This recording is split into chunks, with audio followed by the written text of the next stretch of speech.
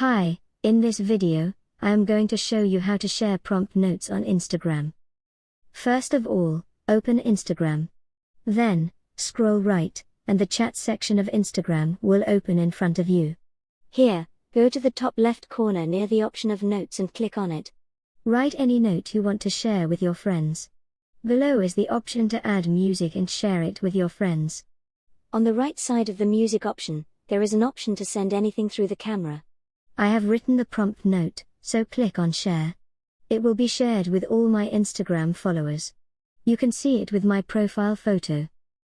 It has been shared, and on the right side, my friend has sent me music in terms of notes, so click on it and listen.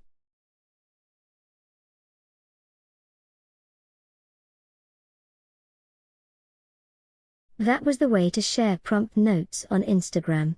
If you want to learn more about this, please comment in the comments section.